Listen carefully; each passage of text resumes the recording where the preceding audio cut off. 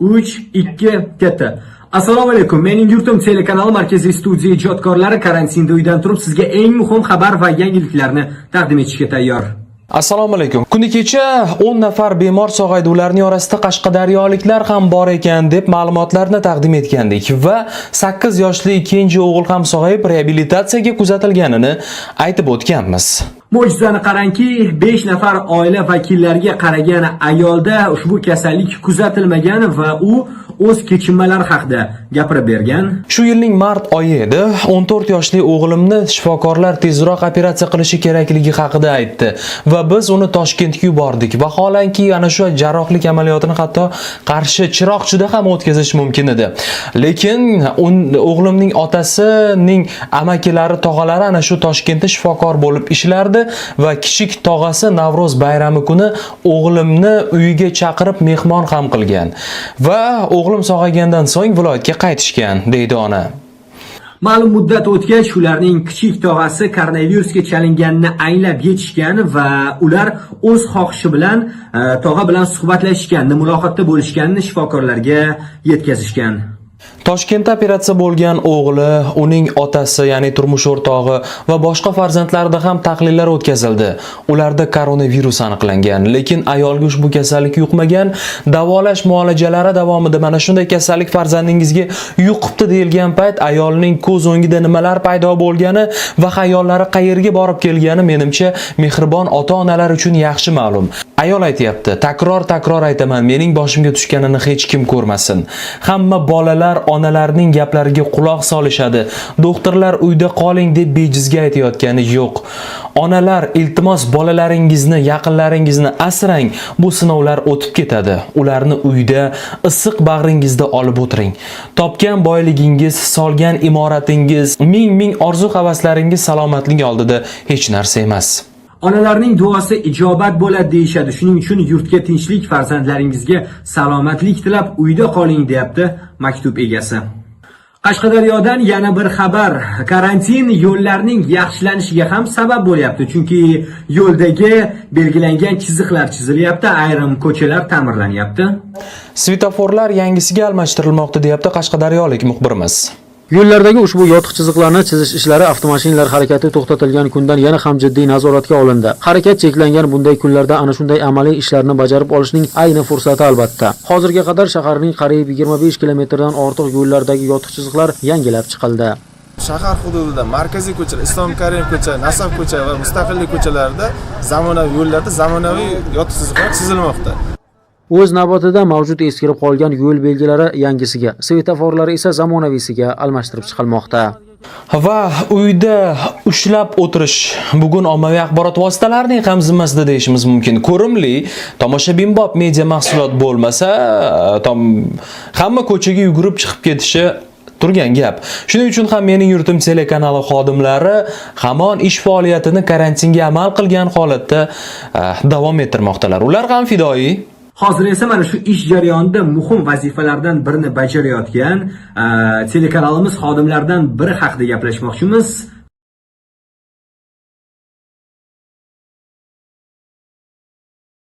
Toshkent shahrida harakatlanish avtomashinalar uchun taqiqlandi. Ruxsatnomalar joriy etildi. Ruxsatnoma berilganlarga yurishi mumkin deyildi. Navbatlar paydo bo'ldi. 100 mingdan ortiq odamlar ruxsatnoma uchun ariza berdi. Davlat xizmatlari agentligi markazlari eshiklari oldida navbatlar, karantinga amal qilmagan odamlar kelib bu yerda to'planib oldi. 9-apreldan boshlab ruxsatnoma berish ham bekor qilindi. Lekin davlat ishida va boshqa tashkilotlarda faoliyat olib borayotganlar uchun harakatlanish taqiqlangani yo'q. Navbatdagi xabarda ham avtomobildan foydalanishda beboshlik qilganlar haqida gap ketadi. Lekin bu vaziyat karantingacha sodir etilgan. Tonirovka tortilgan Captiva avtomashinasida harakatlanib ketayotgan va o'zining o'yinchoq avtomatini maqtanib Instagram yulduziga aylanmoqchi bo'lgan yigit topildi. U o'z aybidan pushaymon, deyapti Ichki ishlar vazirligi yo'l harakati xavfsizligi bosh boshqarmasi. Men Abduxalilov Shohruh, G'ayrat o'g'li. 19 fevral 2000 yil tug'ilganman. Begobod shaharda tug'ilganman. Keyin men o'qish joyim Londonda, Angliyada. Yog'ochdan yasalgan avtomat tasvirlangan video edi bu. Oldin yasab turdim. Qayerda? O'sha yerda Begobodda oldin bitta bola yasab berdi. O'shanda qiziquvdim, yasatuvdim. 3 fevral bilan 5-fevral orasida kecha payt olingan video edi. Men kecha o'zimni Instagram sahifamga загрузка qildim. Ijtimoiy tarmoqlarga tarqab ketdi. Juda ko'p odam ko'rgan ekan. Endi men bu oqibatga olib kelishini bilmagandim. Ijtimoiy tarmoqlarda tarqalgan videodagi o'yinchoq avtomat bir qaraganda haqiqiydek ko'rinadi. Bu tasvirlarni ko'rgan yoshlar ongida bundaylarga hamma narsa mumkin, ular qurol bilan ham bemalol yuraveradilar degan tushuncha paydo bo'lmasligiga hech kim kafolat bera olmaydi. Bu video ishxonani orqasida olingandi. Qanaqa ishxona? Zapravkani orqasida. Ma'lum bo'lishicha 22 yoshli fuqaro deputatning o'g'li bo'lgan va u o'z aybidan pushaymon ekanligi hech kimga sir emas. Qonunni oldida hamma bir ko'rgan insonlar ham psixologiyasiga yomon ta'sir qiladi bu. 100% ko'rgan odam bo'lsa, 10% misol uchun ko'chada yurgan bolalar bo'lsa, bu narsani ko'rib neta uchun misol uchun havas qilishi mumkin menga. Juda ham pushaymonman. Bunaqa ahvol oqibatga olib kelishini kutmagandim ham. Pandemiya, koronavirus vaqtida bo'lgan noto'g'ri bo'ldi. Bosh prokuratura yana bir vaziyat bo'yicha xabar berdi. Bir fuqaro shifoxonaga 4 marta borgan, lekin tibbiy ko'rikdan o'ta olmagan. Be'tiborlik qilingan, unda koronavirus aniqlangan.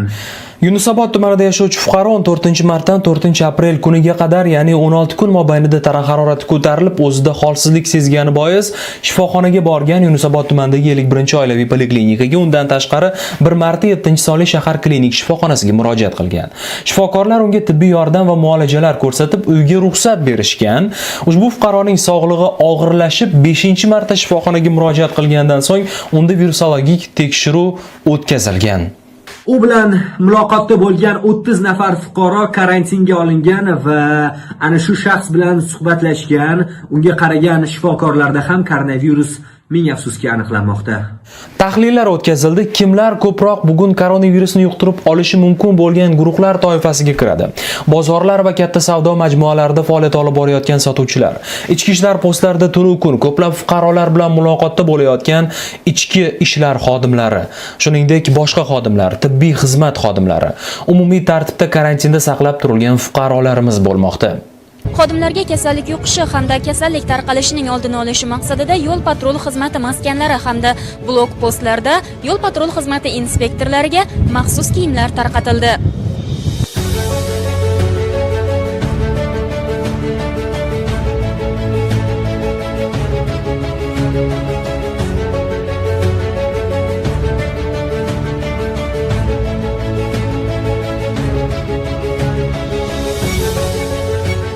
Shuning uchun ham soha xodimlarini qadrlash kerak va ularni to'g'ri tushunish kerak. Navbatdagi videorolik ham ularning sharafiga bag'ishlanadi.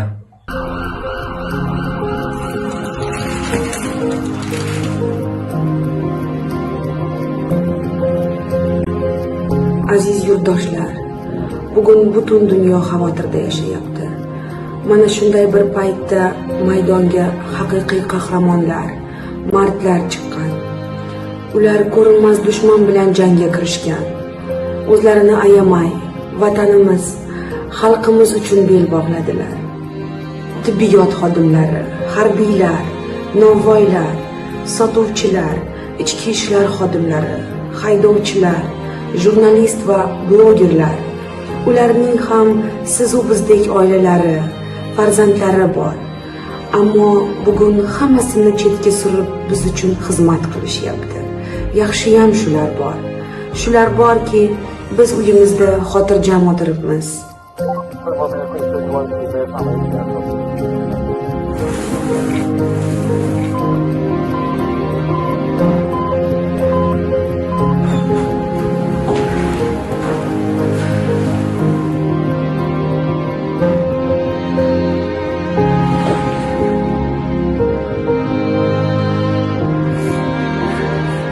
To'g'ri, bugun oldingizda tura olmaymiz, lekin qalban siz bilan birgamiz. Sizga duodamiz. Yaratganning o'zi sizni asrasin. Farzandlaringiz uchun, yaqinlaringiz uchun, biz uchun.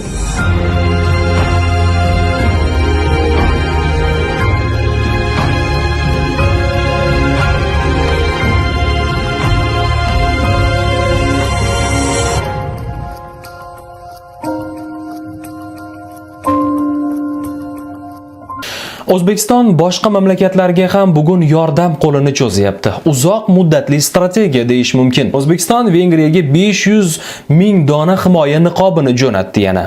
Bundan oldin 28-mart kuni ham 150 mingta o'sha himoya vositalari, niqoblar jo'natilgandi va ular mamlakatdagi tibbiyot muassasalariga tarqatilgan. O'zbekiston shu paytga qadar Xitoy, Eron, Afg'oniston, Qirg'iziston, Tojikiston, Belarus, Ozarbayjon va Vengriyaga insonparvarlik yordamini jo'natgan va shuningdek Xitoy Birlashgan Arab Amirliklari AQShdan yordam qabul qilib olgan.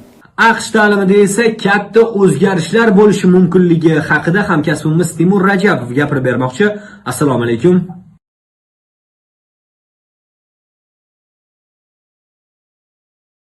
Hozir ham butun dunyoga taalluqli bo'lgan xabarni aytmoqchimiz. Birlashgan Millatlar Tashkiloti shunday deyapti.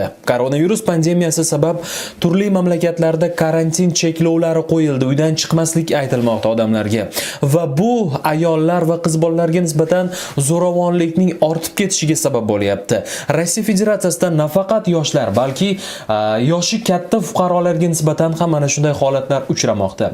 Ishonch raqamlariga keksa ayollar va hatto erkaklar qo'ng'iroq qilib o'z yaqinlari, farzandlari tomonidan kaltaklanayotgani, g'ayriodatiy qo'polliklarga uchrayotgani bois yordam so'rab qo'ng'iroq qilmoqdalar. Bizda ham oxirgi berilgan ma'lumotlarga qaraganda 40% ayollar o'z erlari tomonidan jismoniy zo'ravonlikka uchrasa, qolgan 60% holatda zug'um o'tkazish er qarindoshlari va qaynonalar tomonidan kuzatilmoqda.